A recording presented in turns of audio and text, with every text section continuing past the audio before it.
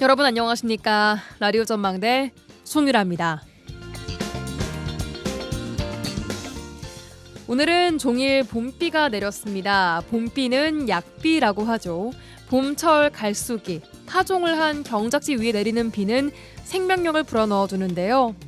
농부들의 간절한 마음이 모이고 모여서 내리는 오늘의 약비가 참 고맙습니다. 모든 걸 다 할 수 있는 것 같지만 비 하나 어찌하지 못하는 게 인간입니다. 오늘은 지구의 날입니다. 우리가 지켜야 할 단 하나의 별, 지구. 그 위에서 걷고 숨쉬고 사랑하며 살고 있지만 개발 논리로 지구를 해치고 있는 것이 다름 아닌 우리 인간들입니다. 비 하나도 어찌하지 못하는, 그래서 지구에 기대어 살아갈 수밖에 없는 인간임을 깨닫는 것부터가 지구를 지키는 첫걸음이 아닐까 싶습니다. 오늘 대지를 적시는 이 약비에 인간의 이기심과 욕심도 씻길 수 있으면 참 좋겠다는 생각해 봅니다. 오늘 라디오 전망대가 준비한 내용입니다. 지역 소식들 뉴스브리핑 통해 들어보고요. 정치 한판, 이슈책까지 이어집니다. 잠시 후에 뵙죠.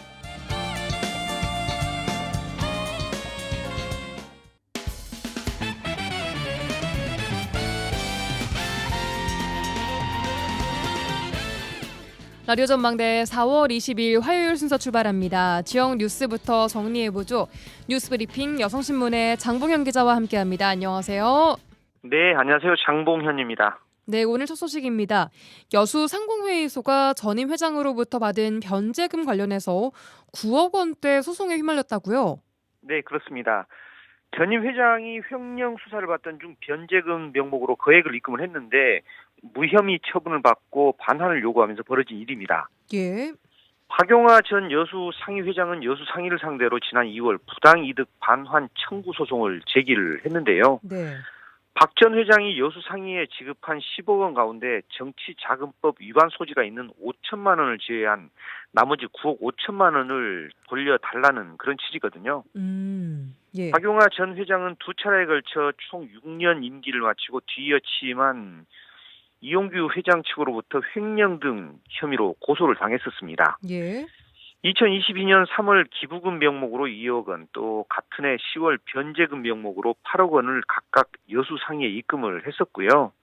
검찰 수사 등으로 받은 압박을 줄이고자 여수 상위 측에서 주장한 횡령액을 일단 가변제한 거거든요. 아무튼 박 전 회장의 주장대로 검찰이 지난해 6월 횡령 등 고소 내용에 대해서 무혐의 결정을 하면서 이렇게 상황이 반전이 된 겁니다. 그러니까 박용하 전 회장이 상위 측에 가변제했던 금액을 다시 반환을 해라 이렇게 요구를 하고 있는 상황인 거죠. 네, 맞습니다. 당시 여러 논란이 있었음에도 불구하고 일단 무혐의 결정이 났으니까 잘못한 게 뭐 없다 그런 입장인가요? 네, 맞습니다. 박 전 회장은 검찰의 불기소 결정 등을 토대로 변제금 반환을 요구하고 있는 거고요. 반면 여수 상위는 돌려줄 수 없다 그런 입장입니다. 앞서 여수 상위 이용규 회장 측은 지난 2022년 4월 박 전임 회장을 횡령 등의 혐의로 검찰에 고소를 했었는데요. 예. 이 회장은 2015년 3월부터 2021년 3월까지 여수 상위 회장을 역임한 박용하 전 회장이 공적 자금을 집행하면서 개인 계좌로 이체를 하거나 또 목적에 부합되지 않는 용도로 사용하는 등 9억 7천여만 원 상당의 자금을 횡령했다고 주장을 했었습니다. 예. 당시 당시 고소장에는 박 전 회장은 지난 2015년 3월 여수 상위 계좌에서 자신과 당시 상위 부국장 명의로 그 계좌로 530만 원을 이체한 것을 시작해서 2021년 2월까지 총 410번에 걸쳐서 여수 상위 공적 자금 8억 1천여만 원을 인출한 내용이 담겼습니다. 또 여수 상위는 당시 박 전 회장이 운영하는 보성의 한 골프장에 보관돼 있던 와인 300여 병, 이 시가로만 4천여만 원 상당이 되는데 예. 여기에 대한 반환 청구 소송도 진행을 했었습니다. 예. 아무튼 두 전임 회장의 극단적 반목의 후유증이 지난해 3월 취임한 현재 한문선 회장 체제까지 이어진 건데요. 일각에서는 여수 상위 회계 자금 운용 체계나 규정이 불분명해서 논란을 자초했다 그런 지적도 나오고 있습니다. 네, 여수 상공회의소에서 전임 회장으로부터 받은 변제금 관련된 소송 논란 관련된 소식 정리해봤습니다. 다음 소식입니다. 자, 다음은 순천 소식 듣겠습니다. 순천의 아파트 분양 관련 이슈가 계속 좀 나오고 있는데 이번에는 순천의 한 임대 아파트를 분양받은 입주민들이 근저당에 묶여 재산권을 행사하지 못하는 피해를 보고 있다고요? 네, 맞습니다. 순천 연향동 송부아파트 101가구는 임대에서 분양으로 전환한 뒤 잔금까지 완납을 했는데 여전히 근저당이 말소되지 않았습니다. 예. 건설사가 아파트를 완공한 이후에도 주택도시기금을 일부 미납해 100세대 넘는 입주민들이 재산권을 행사하지 못하고 있는 건데요. 음.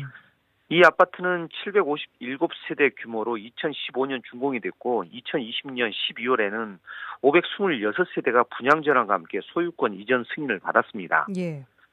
분양 전환 계약은 세대당 근저당으로 잡힌 주택도시기금 7,300만 원을 상환을 하면 소유권이 이전되는 그런 구조거든요. 예. 그래서 입주자들이 4,400만 원, 건설사가 나머지 2,900만 원을 부담하는 방식입니다. 예. 그런데 건설사는 경영이 어려워지자 회사 돈 대신 입주자 돈으로 그 기금을 상환을 한 건데요. 건설사가 101세대 분의 기금은 갚지 않은 겁니다. 그래서 해당 가구들은 매매 등 재산권 행사가 어려워진 것은 물론이고 최악의 경우에는 은행 측에서 근저당 행사에 나설 경우 경매로 집이 넘어갈 수도 있는 그런 상황인 겁니다. 네, 만약에 그럴 경우에 입주자들은 근저당으로 잡힌 기금을 갚지 못했을 때 집에서 나가야 될 처지가 될 가능성도 있는 상황인가요? 네, 맞습니다. 최근 기금 수탁기관인 시중은행은 순천시의 해당 건설사에 대해 부도 신고까지 했습니다. 그래서 순천시는 최근 입주민 대표들과 만나 피해 현황을 파악하고 대응 방안을 논의를 했는데요. 임대 사업자의 기금 상환 방안을 찾고 경매 집행, 보류, 또 국토교통부와 주택도시보증공사 등이 참여하는 간담회 개최 등을 추진하기로 했습니다. 예. 또 입주자들은 아파트 시행사 관계자들을 상대로 경찰에 고발을 했고요. 노광규 순천시장도 또 제도 개선, 감사 청구, 법률 검토 등 가능한 모든 방법을 동원해서 문제가 조속히 해결할 수 있도록 최선을 다하겠다 그렇게 밝혔습니다. 예, 다음 소식 듣겠습니다. 네, 다음은 고흥 소식입니다. 폐교 위기의 작은 학교를 살리기 위한 정책 중에 하나로 추진되고 있는 고흥 유학마을 조성 사업이 효과를 내고 있다고요? 네, 가족 단위 체류형 유학으로 도시민은 전원생활의 혜택을 누리고 학교에는 학생이 늘어나는 그런 정책인데요. 예. 고흥구는 남양면 남양초등학교 인근에 농산어촌 유학마을을 조성해서 지난해 2학기부터 유학생을 받았습니다. 예. 이동식 주택 6동을 설치하고 그 안에는 책상, 의자, 냉장고 등을 갖췄고요. 월 임대료는 30만 원입니다. 그런데 전남도 교육청과 고흥군에서 유학과 체류 지원비 명목으로 각각 30만 원을 지원을 하니까 오히려 돈을 받고 머물고 있는 셈입니다. 그러니까 농산어촌 유학마을이라는 것이 수도권 등에서 이제 도심에서 농산어촌으로 유학을 온다 이런 이야기잖아요. 네, 맞습니다. 학생 수는 실제로 좀 얼마나 늘었습니까? 네, 서울, 경기 등 주로 수도권에서 온 유학생은 지난해 4명에서 올해 5명으로 늘어났습니다. 특히 남양초등학교는 재학생 20명을 채우면서 기존에 없던 교감이 이번 학기에 새롭게 배치가 됐고요. 예. 학생 수 5명만 생각하면 적은 숫자라고 생각하시겠지만요. 생업 등으로 자녀와 어머니만 내려오기도 하고 또 귀촌을 염두에 두고 가족이 모두 이주하기도 해서 유학생을 포함한 17명이 고흥에 전입하는 효과가 나타났습니다. 예. 무엇보다 요즘 애들 같은 경우는 놀이문화, 저희들 어렸을 때는 정말 시골에서 놀면서 많은 놀이문화가 있었는데 예. 요즘 애들은 그런 추억들이 많이 없다고 말을 많이 하거든요. 학원 그래서 다니고 공부하느라 어릴 때부터. 그렇죠. 예. 그래서 뭐 학업 부담이 적은 저학년 같은 경우는 작은 학교 프로그램과 전원 생활의 장점을 만끽할 수 있어서 무엇보다 만족도가 아주 높다고 합니다. 예. 이런 긍정적인 효과에 고흥구는 유학생 가족 거주 시설 2개 동을 추가로 조성할 예정이고요. 이런 농산어촌 유학은 작은 학교를 살릴 뿐만 아니라 그 가족이 지역사회의 일원으로 정착하는 출발점이 될 수도 있기 때문에 다른 지자체들도 적극 도입을 할 필요가 있을 것으로 보입니다. 네, 실제 효과를 보고 있는 작은 학교 살리기 사업 고흥 소식까지 들어봤습니다. 여기까지 듣겠습니다. 뉴스브리핑 여성신문의 장봉현 기자와 함께했습니다. 고맙습니다. 네, 고맙습니다.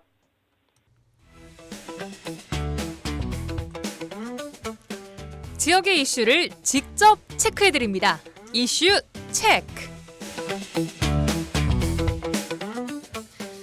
네, 이슈 체커 김지연 리포터와 함께합니다. 안녕하세요. 안녕하세요. 자, 오늘의 이슈 어떤 이슈를 체크해볼까요? 네, 오늘의 이슈 체크. 짚라인 안전사고 이대로 괜찮은가? 네, 광양 망덕포구에 설치된 레저 시설 최근 사고 이야기인 것 같아요. 네, 그렇습니다. 최근 개장한 공중 하강 체험 시설 이 섬진강 별빛 스카이 이야기인데요. 광양 망덕산에서 출발해서 이 섬진강을 가로질러 배알도 수변공원에 도착하는 짚라인입니다. 예. 이 짚라인이 활광 4라인, 또 회수 1라인 등 총 5개의 라인으로 구성되어 있고요. 출발지까지는 12인승 모노레일이 운행되고 있습니다. 이렇게 모노레일을 타고 올라가서 탑승대에 서면 이순신대교와 여수 또 하동, 남해까지 한눈에 보이는 멋진 풍경이 펼쳐지고 이 섬진강 물 위를 날아서 내려오는 그런 매력 때문에 개장 이후 많은 관광객이 찾는 곳이 되고 있습니다. 개장한 지가 얼마 안 됐지 않나요? 네, 지난 말에 개장을 했습니다. 지난해 말에요. 지금 광양의 색다른 볼거리, 즐길거리가 되고 있는 곳인데 이곳에 얼마 전에 사고가 있었습니다. 네, 그렇습니다. 이 공중 하강 체험 시설은 길이가 898m예요. 높이가 80m로 최대 시속이 70km 정도 진짜 이른다고 기네요. 합니다. 네. 이 체험 시간이 2분 남짓이지만 사고를 당한 이용객에게는 너무나 긴 시간이었지 않을까 이렇게 그러니까 예상되는데 이 체험 시간이라는 게 무슨 말이에요? 2분이면 내려간다는 거죠. 도착을 한다는 거죠. 예. 네, 여수 MBC 뉴스 보도로 제보된 영상을 보면 강한 바람에 공중에 매달려 있는 이용객이 앞으로 가지도 못하고 뒤로 가지도 못하는 이런 상황에 노출되어 있고요. 안전 요원들이 조심스럽게 접근해서 구조하는 그 영상의 모습이 담겨 있습니다. 그러니까 중간 내려가다가 멈춘 멈췄다는 거죠. 거죠. 네. 한마디로 멈춤 사고가 났다는 맞습니다. 거예요. 이 체험 시설이 위치한 인근 상인도 그 모습을 목격했었다고 하는데요. 정말 사람이 대롱대롱 매달려 있어서 위험천만해 보였다 이렇게 이야기를 하시더라고요. 또 본인이 직접 체험도 해봤었던 터라 그 불안함이 더 컸다고 하는데요. 인근 상인들 이야기 들어보시죠. 괜찮다. 줄이 늘어져갖고 뭐 그렇다 같더라. 줄이 늘어졌다고 말이 흐르는 잘해서 그러라고 했는데 그때 한 번 그런 일이 있었어. 나는 여기 서빙하면서 봤는데 사람 요 가운데가 여기 있었어 멈췄어. 이거는 이거는 예줄이라 줄을 고정시켜 놓고 장비가 위에 노라가 있어갖고 노라가 공고라서 가는 거라. 저 노라가 고장 나는 거야. 이렇게 수평이 약간 이렇게 돼야 되잖아. V자로 이렇게 된 것 같더라. 나쁜데 그 정도 가면은 조금 경사가 덜 져. 그렇게 내려가는 속도가 좀 느리지 이제. 이렇게 뒤로 이렇게 쏘서 주간 또 뭉치더만. 저런 거는 안전은 단단해야지. 네, 주변에서 보기에도 이게 뭐 시원치 않더라 뭐 이런 이야기들을 주셨습니다. 이번 사고 왜 발생한 건가요? 네, 광양시로부터 민간 위탁을 받은 업체 측에서는 이 갑작스러운 강한 바람이 있었다. 그 당시에. 예. 그리고 이제 이 케이블 문제가 있었다. 이렇게 해명한 상황이라고 합니다. 장비에 문제가 생기지 않도록 정비하는 것 그리고 운용이 미숙해서 사고가 발생한다는 것은 이게 인명피해로 이어질 수 있는 부분이기 때문에 절대로 일어나면 안 되는 일일 테죠. 네, 그만큼 그렇죠. 우려의 목소리가 크고요. 그런데 이런 상황들이 지금 처음이 아니었다고요. 네, 그 사고가 발생하기 전에도 집 와이어 일부가 늘어지는 현상이 발생했었어요.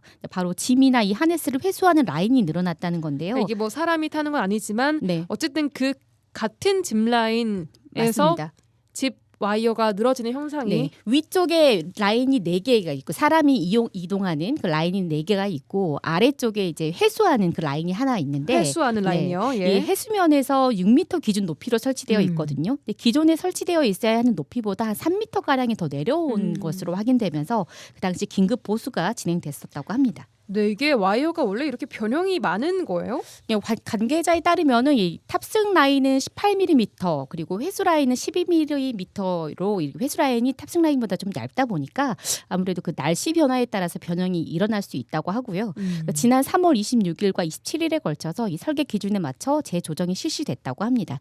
인근 주민들의 이야기로는 그 당시에도 그 와이어가 물에 닿을 만큼 늘어져 있었다. 그래서 선박도 통제되면서 주민들이 불편함을 겪었는데 이번에 또 탑승 라인에서 사고가 일어나다 보니까 불안하다 이런 의견입니다. 당연히 불안하죠. 이게 광양시의 입장은 뭔가요? 광양시 입장에서는 사실 모노레일이나 뭐 짚라인을 운영하고 또 인근의 배알도 망독 포구를 앞으로 체류형 관광지로 만들어서 경쟁력을 높이겠다 이런 계획을 갖고 있는 상태거든요.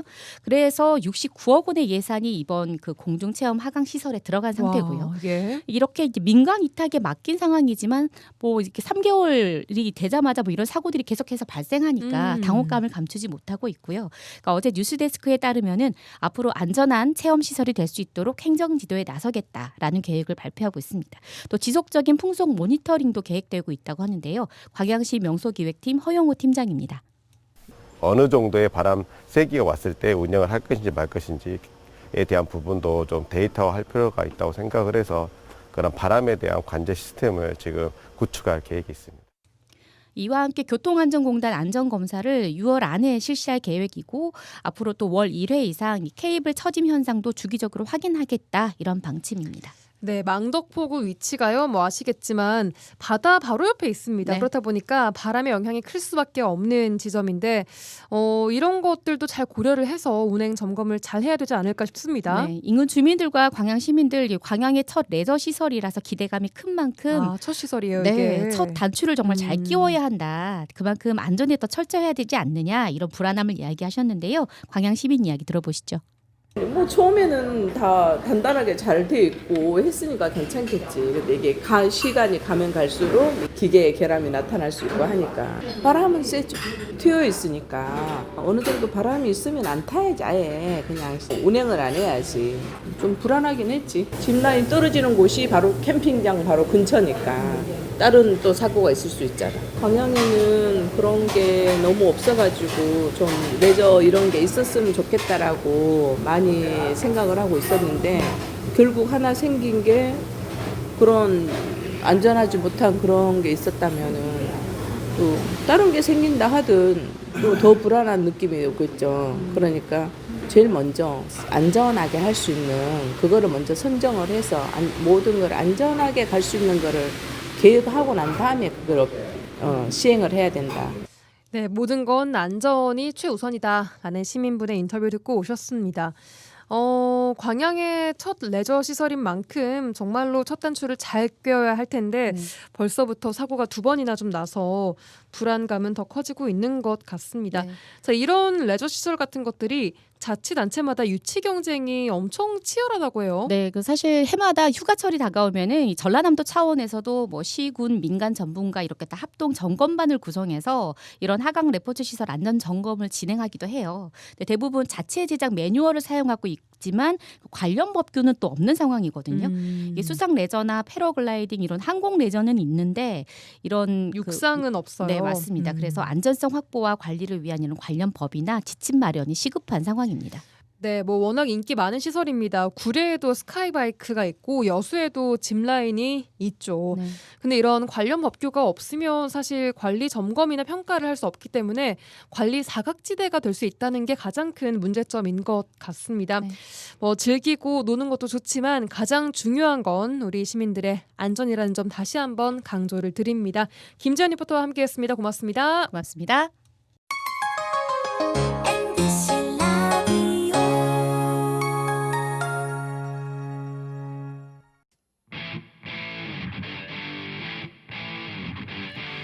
한 시간만 투자하세요. 지역의 이야기를 모아 전해드립니다. 지역 시사는 역시 여수 MBC 송유라의 라디오 전망대.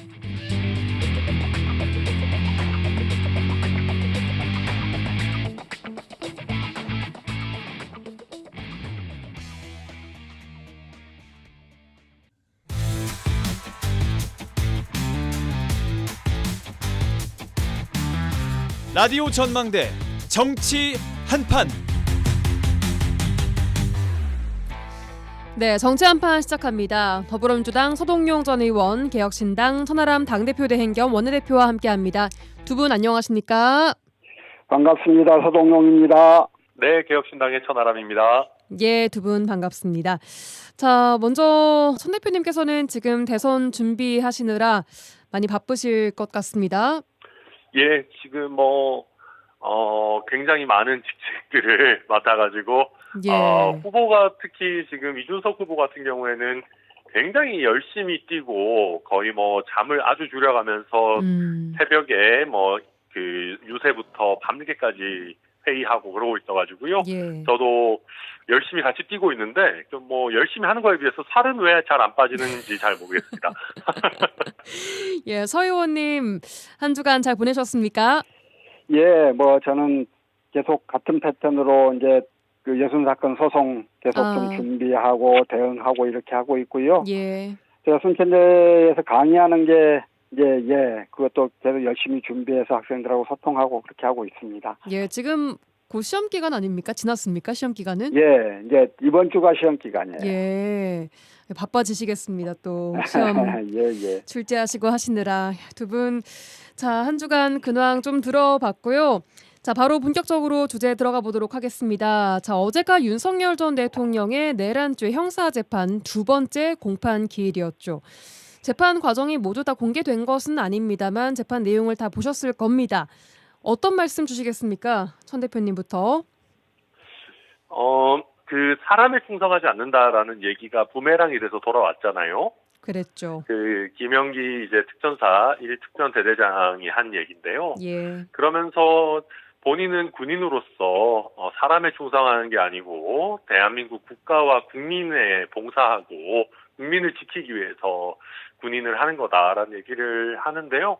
너무 당연한 얘기인데 이게 지금 우리가 사실 5.18 민주화 운동 이후로 굉장히 오랜 기간 우리 국군이 쿠데타의 도구나 아니면 국민을 공격하는 국군이라고 하는 오명을 씻기 위해서 얼마나 오랜 기간 노력을 해왔습니까? 예. 그런데 이런 부분이 윤석열이라고 하는 사실 군대도 제대로 안 갔다 온 사람에 의해 가지고 또 대한민국 국군이 이런 오명을 쓰게 된 거, 그거에 대해서 안타까운 심정, 또 후배 군인들을, 후배 지휘관들을 잘 어떻게 보면 보호하지 못하는 그런 부분에 대한 아쉬움 같은 게 진하게 느껴져가지고요. 윤석열 전 대통령은 아직까지도 너무나 무책임하고 본인의 잘못을 제대로 못 인지하고 있구나. 그러면서 좀 화도 나고 뭐 그랬습니다. 예, 윤 전 대통령은 지난 첫 번째 그 공판 기일에 비해서는 좀 다소 소극적인 모습을 보였던 것 같아요. 어제 보니까. 그 부분은 좀 어떻게 보셨습니까?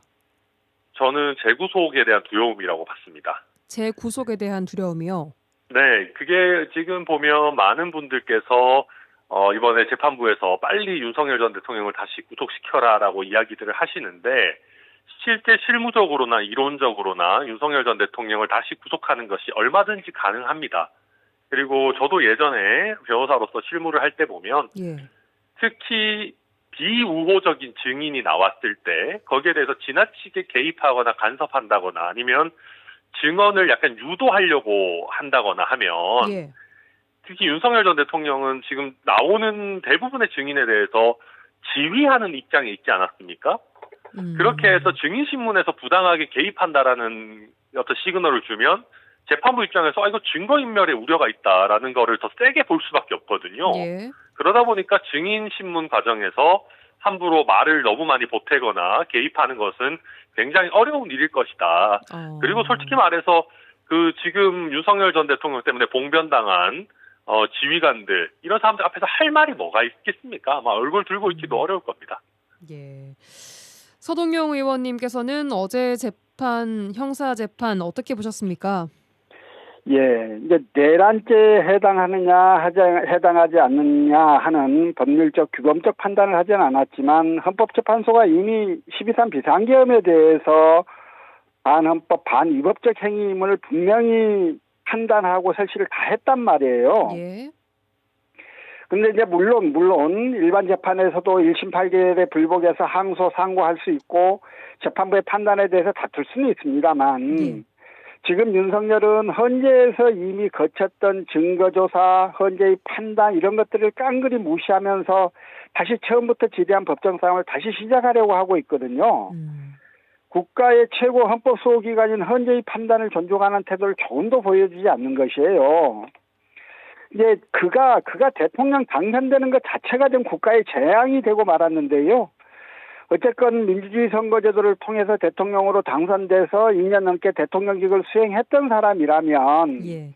국가를 더 혼란에 빠뜨리지 않겠다거나 또는 국가기관인 헌재의 판단을 존중하겠다거나 이런 태도를 좀 보여줘야 하잖아요.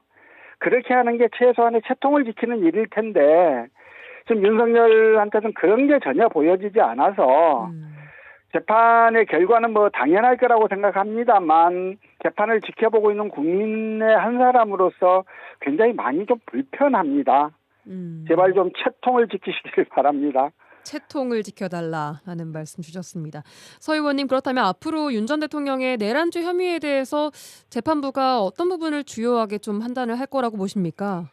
근데 가장 크게는 두 가지일 거잖아요. 하나는 내란죄가 성립하느냐 마느냐의 문제고 또 하나는 내란죄가 성립한다면 형량을 어떻게 줄 것인가의 문제인데 예.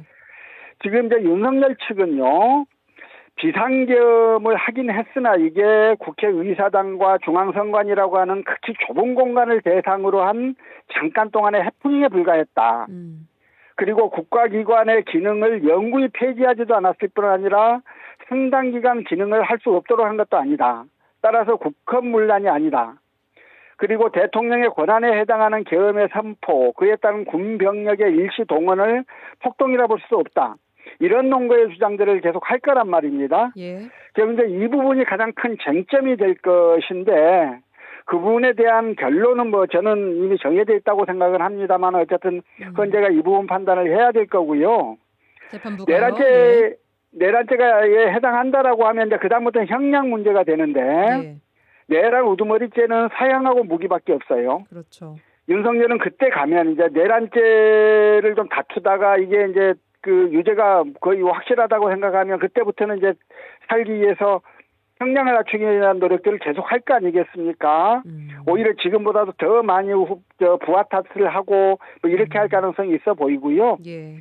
또 윤석열을 도와서 이번 내란 행위를 같이 했던 사람들은 내가 관여한 정도가 뭐 중요 임무 종사자도 아니고 나는 그의 부하 내동에서 약간 도왔을 뿐입니다. 이렇게 해서 계속 자기 자신의 같이 가담했던 범위를 계속 좁혀나가면서 예. 형량을 줄이기 위한 노력들을 계속 할 거예요. 그래서 재판 후반기로 가면 이렇게 서로 형량을 줄이기 위해서 막 서로 아기다툼을 하는 그런 그 낯뜨거운 모습들을 우리가 볼 수 있지 않을까 싶습니다. 예. 천 대표님께서는 앞으로의 재판 주요 쟁점은 뭐라고 보십니까? 쟁점이 없습니다. 거의. 없고요. 이미 서동영 전 의원님 말씀 잘해주신 것처럼 누가 봐도 이거는 내란이라는 거가 다 명확하고요. 헌법재판소도 이미 다 밝혔기 때문에 유일하게 남아있는 거는 시간 끌기밖에 없을 겁니다. 그래서 벌써부터 윤석열 전 대통령 입장에서는 증인들도 무더기로 신청하고 뭐 이렇게 하는 식으로 뭐 시간 끌기에 나갈 거라고 보고요. 보시는 국민들은 조금 답답할 수도 있고 또 중간중간에 또 윤석열 전 대통령이 말도 안 되는 소리 또 궤변을 늘어놓으면 조금 이제 또 혈압 오르실 때도 있고 하겠지만 제 생각에 한 1년 정도 뒤에는 굉장히 중형이 선고되지 않겠나 저는 그렇게 예상합니다. 예, 조금 답답하시더라도 좀 인내심을 갖고 한 1년 정도는 봐야 한다라고 네. 보시는군요. 알겠습니다. 자, 윤 어게인 신당 창당 여러 가지 의미로 좀 흥미로운 부분이었습니다. 윤석열 전 대통령의 정치적 영향력 행사 부분에서 이걸 뭐 해프닝으로 봐야 할지 아니면 앞으로 좀 어떤 파장을 가져올 것으로 봐야 할지 두 분은 어떻게 보십니까? 서동영 전 의원님. 예, 저는 뭐 신당 창당 이야기 보고요.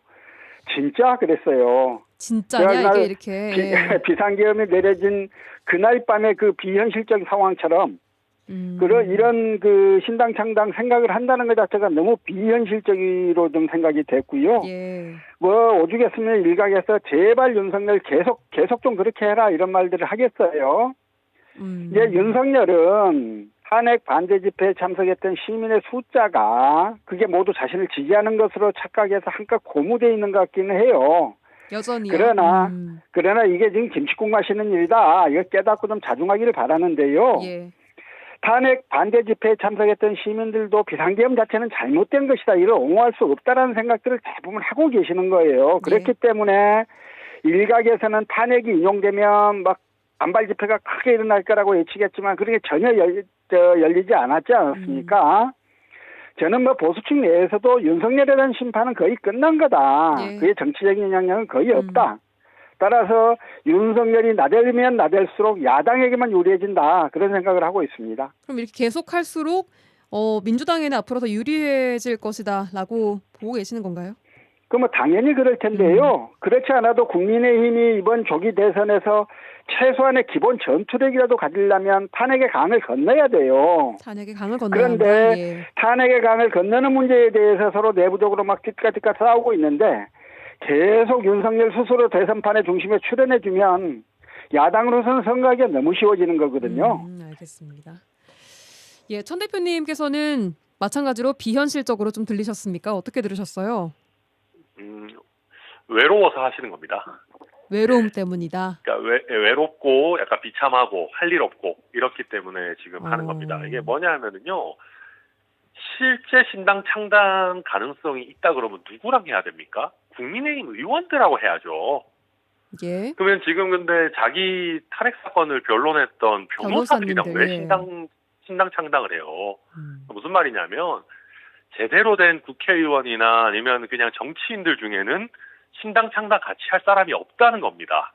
얼마나 외롭습니까? 본인은 탄핵 시판이 인용돼도 나와도 뭔가 의원들도 계속 무난 인사 드리러 오고 뭐 탄핵 반대 집회도 막 불붙듯이 일어나고 그걸 자기 정치적 자산으로 삼아가지고 국민의힘 경선에서 후보들 쥐고 흔들고 이럴 생각이었는데 지금 탄핵 결정이 딱 나오자마자 놀랍게도 많은 탄핵 반대 집회하셨던 분들이 결국 그 넥스트가 뭐냐, 이 다음이 뭐냐로 넘어갔어요. 그렇게 하면서 그분들이 뭐 한덕수 권한대행, 뭐 대망론이니, 뭐 김문수 장관 지진 이런 걸로 넘어갔단 말입니다. 예. 그럼 윤석열 전 대통령 입장에서는 야, 그 내 밑에서 일하던 한덕수니 김문수니 이쪽으로 사람들 다 가버리고 이제 약간 허탈하고 외로운 거예요. 할 일도 없고 찾아온 사람도 없고. 그러니까 정치를 잘 알지도 못하는 변호사들 불러가지고 무슨 하는 둥 에드벌룬이나 띄워보고 그러면서 뭔가 좀 관심을 받으려고 하는 그런 어떤 몸부림 아닌가. 현실성은 전혀 없다 생각합니다. 현실성과 파장력 또한 없을 것이다. 네. 예, 알겠습니다. 자, 그럼 이제 경선 이야기를 좀 해보도록 하죠. 민주당과 국민의힘이 대선 후보를 가리기 위한 경선 치르고 있습니다. 먼저 국민의힘 상황부터 보겠습니다. 국민의힘은 잠시 후인 7시에 1차 컷오프에서 4명의 후보를 가리게 됩니다. 자, 4강에 결과적으로 누가 들어갈 것이라고 예측도 분석하십니까? 서동용 전 의원님. 예, 이제 일반적으로 좀 예측은 그렇게 하시는 것 같아요. 김문수, 홍준표, 한동훈 세 사람 들어가고 예. 나머지 한 자리를 두고 안철수, 나경원이 싸울 것이다. 지금 안철수, 나경원 두 후보만 놓고 보면 일반 국민을 상대로 해서는 안철수 지지도가 높고 국민의힘 당원이나 지지자만 놓고 보면 나경원 지지율이 높은 거거든요. 예. 그러니까 이제 이게 지금 1차적인 이제 관전 포인트가 됐어요. 예. 그래서 안철수가 되면 비상계엄 반대, 탄핵 반대를 외쳤던 사람이 둘이 되죠. 한동훈, 안철수. 그리고 탄핵에 반대했던 사람이 김문수, 홍준표 둘이 돼서 2대2가 되는 거고. 아, 찬탄 2명, 반탄 2명이 되는 거예요. 예. 그런 거예요. 그래서 만약에 나경원이 되면 이제 1대3 구도가 돼서 예. 아까도 말씀드렸지만 지금 이번 대선에서 국민의힘이 최소한의 전투력이라도 가지려면 탄핵의 강을 건너야 하는 거다. 그러면 이제 일단 이번 1차 컷오프 때부터 찬탄과 반탄 중에 누가 후보로 모아지느냐 이게 이제 그 국민의힘의 전투력을 가늠하는 중요한 요소가 되기도 하고 예. 또 국민들이 지켜보는 그냥 포인트이기도 하고 그런 것 같습니다. 예측은 어떻게 하세요, 서 의원님? 지금 국민의힘이 내부적으로 뭔가 이 대선 승리를 바라보면서 내부를 좀 바꿀 준비는 아직은 덜 돼 있는 것 같다. 그래서 저는 이번 컷오프는 나경원 후보 쪽이 조금 더 유리하지 않을까 뭐 그렇게 좀 추측을 해봅니다. 천 대표님께서는 어떻게 보고 계세요? 네, 저도 같은 생각입니다. 저도 김문수, 한동훈, 홍준표, 나경원이 들어올 거라고 생각을 하고요. 그래요? 이번에 지금 4명으로 추리는 1차 경선은 100% 국민 여론조사이기는 하지만 예. 국민의힘 지지층과 무당층만을 반영하도록 하고 있습니다. 역선택 방지 조항을 둬서요. 예. 그렇게 하면 전체 여론조사로 했다면은 안철수 후보가 이길지 모르겠지만 국민의힘 지지층, 무당층의 한정한 조사라고 하면 전 나경원 후보가 이길 거라고 생각을 하고요. 예. 그렇게 되면은 저는 국민의힘 경선은 사실상 끝난 거다라고 생각합니다. 누구로요? 김문수 후보로요. 왜 그러냐면 예. 지금 여론조사가 그나마 탄핵 찬성파들에게 제일 유리한 룰입니다. 당원 투표가 다음 경선, 2차 경선부터 들어가거든요. 예. 당원 투표까지 반영이 되면 탄핵 반대파가 더 유리해집니다. 그러면 일반 여론조사에서도 안철수가 나경원을 못 꺾을 정도로 국민의힘 지지층도 아직까지 탄핵의 강을 못 건넜다라고 하면은 예. 국민의힘 당원들은 더 못 건넜을 겁니다. 그러면 이 정도 상황이면 아무리 나경원 후보가 들어가서 표를 약간 갉아먹니 뭐하니 해도 결국 한동훈 후보가 과반을 획득해서 1등을 할 가능성 자체는 거의 없어지는 것이다. 저는 그래서 이번에 오늘 결과 발표 곧 나오겠지만 예. 나경원 후보가 들어갈 정도다라고 하면은 이거는 한동훈 가능성이 없고 거의 김문수 후보로 거의 무조건 가는 거의 끝난 거라고 보고 혹시 안철수 후보가 예상을 깨고 들어간다라고 하면 그래도 여론조사에서는 탄핵 찬성파들이 그래도 좀 한번 해볼 만한 것 아니냐. 한동훈 후보에게도 약간의 희망이 있다. 저는 그렇게 분석할 수 있을 것 같습니다. 예, 과연 어떻게 될지 잠시 후에 결과를 좀 지켜봐야 될 것 같습니다. 천 대표님, 이번에 국민의힘 후보들이 좀 TK 지역에서 표심을 많이 자극하고 있습니다. 이 TK 지역 개혁신당 이준석 후보의 정치적 고향이기도 하지 않습니까? 이준석 신드롬으로 이어질 수 있을까라는 질문에는 어떤 답변 주시겠습니까? 저희가 사실 일정 부분은 성과를 내고 있다고 생각합니다. 왜냐하면 저는 그 메시지가 되게 좋았습니다. 이준석 후보가 TK 대구 경북에 가서 윤석열 전 대통령과 국민의힘이 잘못한 거지 대구 경북이 뭘 잘못했냐. 어떻게 보면 그 사람들 때문에 괜히 대구 경북까지 싸잡혀서 욕먹는 거 아니냐. 그렇게 하면서 특히 뭔가 이번에 이재명 후보에게 그냥 맥없이 정권을 넘겨줄 것 같다라고 생각하는 TK 지역민들께 그렇지 않다. 마지막 희망인 이준석이라고 하는 대안이 있다. 그리고 정권교체 여론이 높지만 이재명에 의한 정권교체냐 이준석에 의한 정권교체냐라고 했을 때 이준석이 보다 나은 정권교체를 할 수 있다라고 말씀드리고 있고요. 그래서 여론조사마다 조금은 다르지만 그래도 저희가 봤을 때는 굉장히 좋은 반응들 나오고 있다. 그렇게 분석하고 있습니다. 알겠습니다. 자, 민주당 경선 상황도 보겠습니다. 이제 어대명에 이어서 구대명, 대선 후보 적합도 90%의 이재명 이런 말까지 나오고 있습니다. 이 구대명에 맞설 만한 후보는 누구라고 좀 생각을 하십니까? 서동영 전 의원님. 사실 없지요.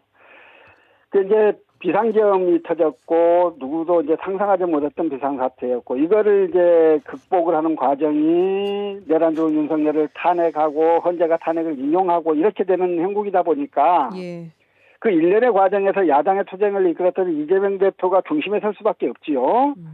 거기에다가 지금 이번 이제 윤석열 탄핵으로 치러지는 이 대선에서 야당이 승리를 해야만 내란 사태가 완전히 종식된다 이렇게 생각하는 국민들이 많다 보니까 탄핵 국면이 끝나고 대선 국면으로 넘어서는 이게 아니라 이 대선 자체가 탄핵 국면의 연장선상으로 읽히는 면들이 있는 거거든요. 그러다 보니까 당원들도 국민들도 이재명의 다른 그 후보를 염두에 두기가 좀 쉽지 않은 상황이어서 지금에 와서 누가 맞설 만한 후보가 다시 등장하고 이렇게 하기는 좀 안 쉬운 상황이 왔다. 저는 그런 생각이고요. 근데 이제 이번 주말에 지금 호남 경선이 있지 않습니까? 이제 지금까지 호남은 늘 어쨌든 민주당 대통령 후보 선출에서는 가늠자 역할을 해왔고 호남의 민심이 변하면 수도권 민심이 변하고 그게 이어져서 전국 민심으로 변화되는 과정들을 우리가 여러 차례 경험해 본 적이 있기 때문에 이번 호남 경선 결과를 좀 볼 필요는 있겠다 싶은 생각은 있습니다만 그러나 호남도 뭐 이재명 후보 대표와 맞서서 좀 할 그런 후보가 마땅히 떠오르지는 않습니다. 이 호남권 투표율 저조를 조금 우려를 하고 있는 것 같던데 이 투표율 자체는 어떻게 예상을 하세요?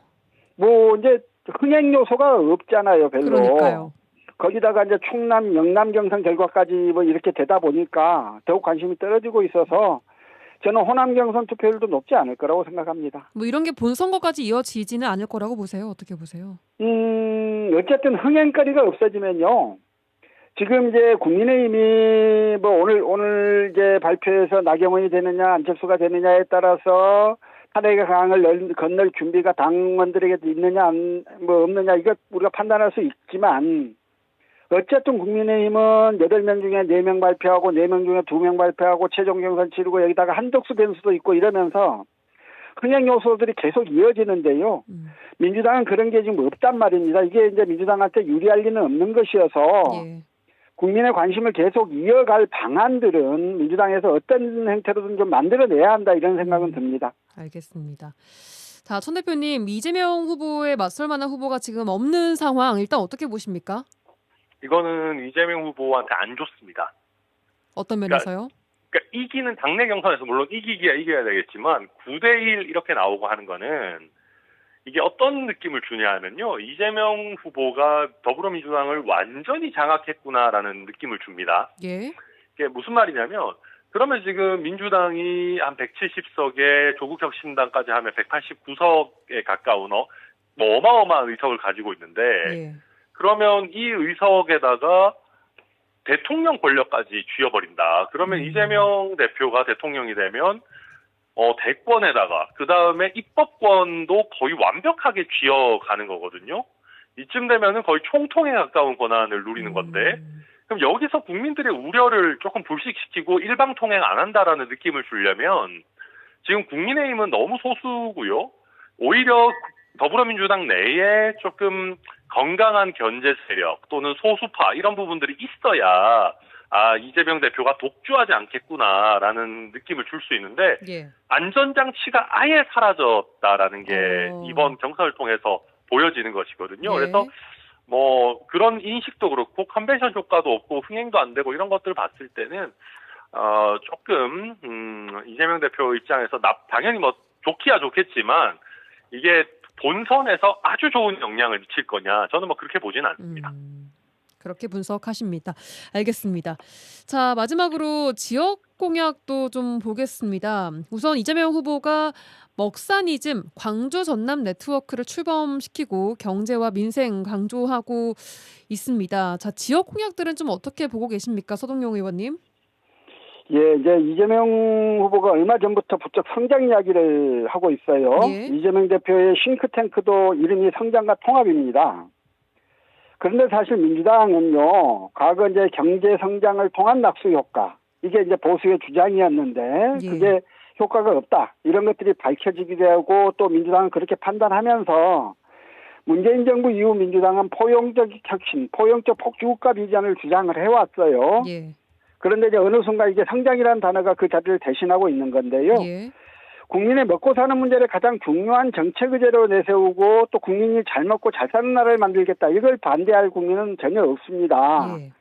그러나 종래 이제 민주당이 전통적으로 지켜왔던 중요한 가치들 이 부분과의 어떻게 좀 융화가 가능할지에 대해서는 좀 고민이 필요하다고 보고요. 광주 전남 네트워크 먹사니즘 이게 이제 출범은 했는데 친명계 원외 인사들이 주도하고 있어요.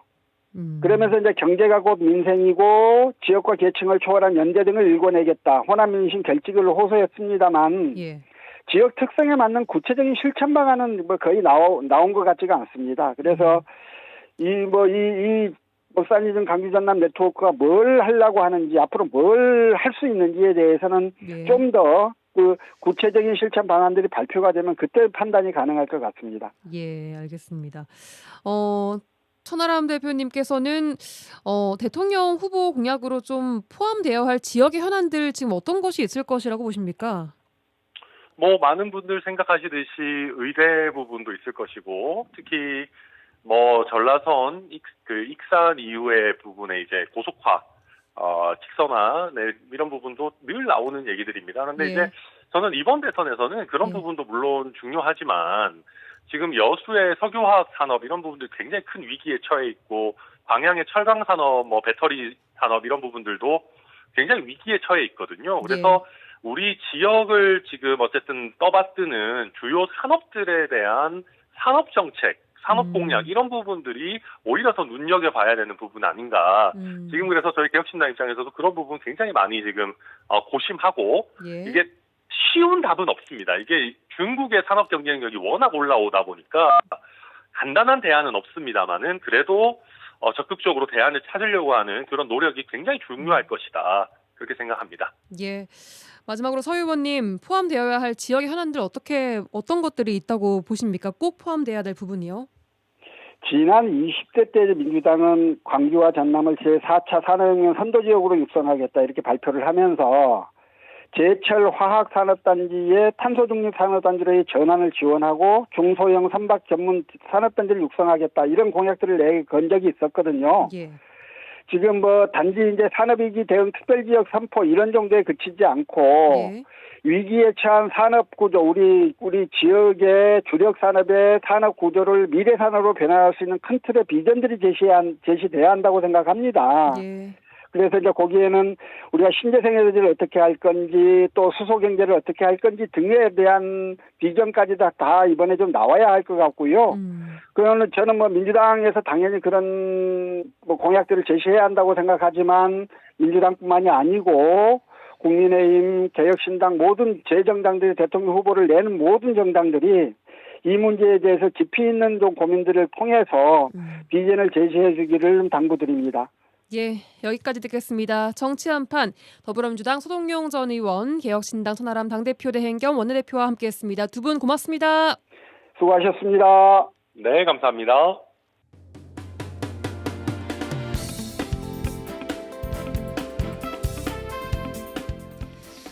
라디오 전망대가 4월 22일 화요일에 준비한 내용은 여기까지입니다. 내일 돌아오겠습니다. 구성 이선화, 연출 송유라였습니다. 고맙습니다.